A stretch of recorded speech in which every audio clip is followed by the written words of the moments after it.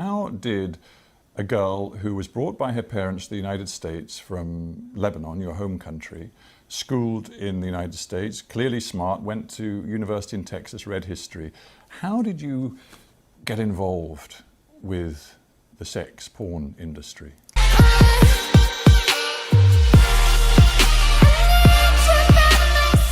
How did a girl who was brought by her parents to the United States from Lebanon, your home country, schooled in the United States, clearly smart, went to university in Texas, read history, how did you get involved with the sex porn industry?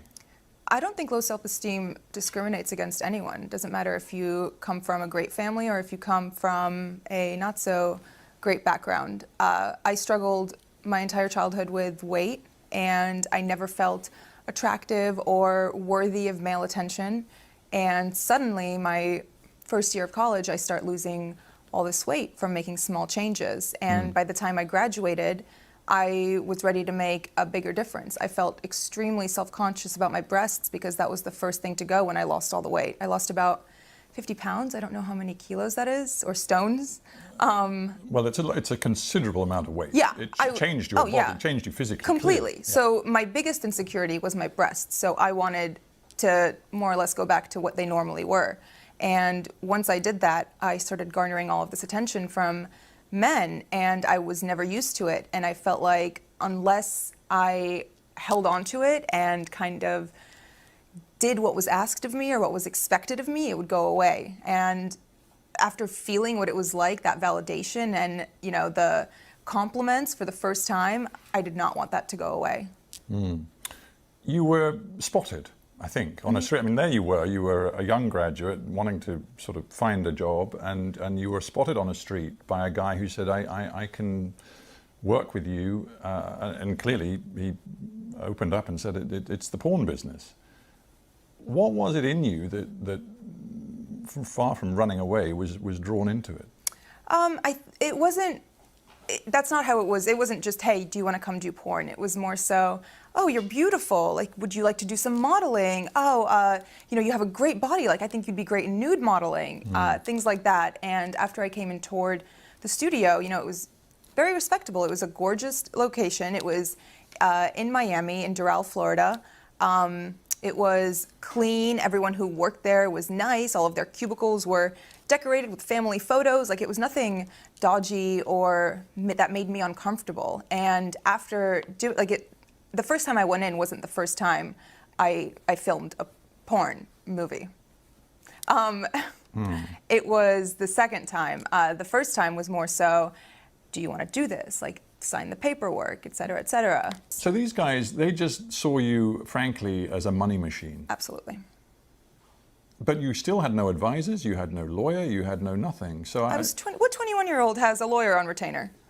I'm just trying to get my head around how stressful this must have been, and whether even now, because you sit here so poised, and obviously a lot of time has passed and you've moved on, but do you think there is some sort of post-traumatic stress that is in you from this experience? Yes, and I think it kicks in mostly when I go out in public, because the stares I get, I feel like people can see through my clothes, and it brings me deep shame. It makes me feel like I lost all right to my privacy, which I did, because I'm one Google search away. Yeah, and those images you cannot expunge. You have no right, even though it is deeply personal to you, you have no right to remove them from anybody's view around the world. Yeah. It is very hard.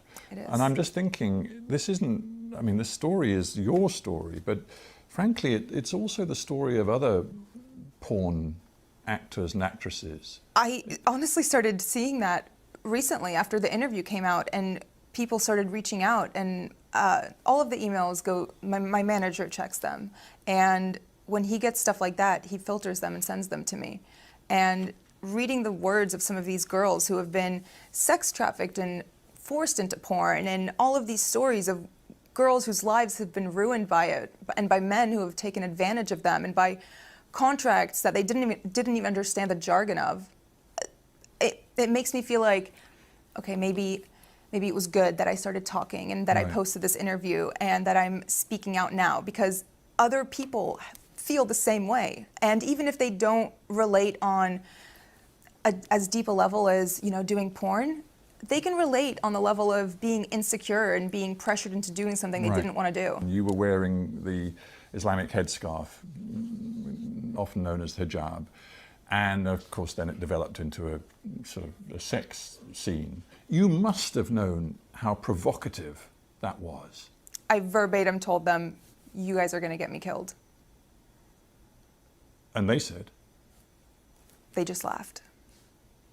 Why didn't you then say, I'm not doing it? Intimidation. I was scared. But I knew that if I said no, it would, you know, they're not going to force you to do it. At that point, that's rape. No one's going to force you to have sex. But I was still scared. I mean, have you ever felt scared not scared, but nervous to speak up and say something at a restaurant when your food's not right and the waiter comes by and says, how is everything? I was intimidated. I was nervous. We interview a lot of people, and many of them are middle-aged or older. It's great to have somebody in the studio who's only 26 years old. There is a school of thought which says that our culture as a whole, I'm not just talking about the United States or the UK, but many, many countries, is being pornified, and that young people in particular are so exposed to pornography, so young in their lives, that it's materially changing the way males and females relate to each other, the way they think about relationships in a potentially very corrosive, damaging way. What's your take on that? Of course it affects relationships. Porn addiction is very prevalent in America, and I'm sure here too. The things that men see in videos, they expect from the women in their lives, and that's just not reality. No one is going to be that perfect. تنويه: هذا الفيديو ليس من إنتاج هذه القناة، لقد قمنا فقط بترجمته وإعادة رفعه لأغراض تعليمية وترفيهية تحت مبدأ الاستخدام العادل. رابط الفيديو الأصلي موجود في الوصف.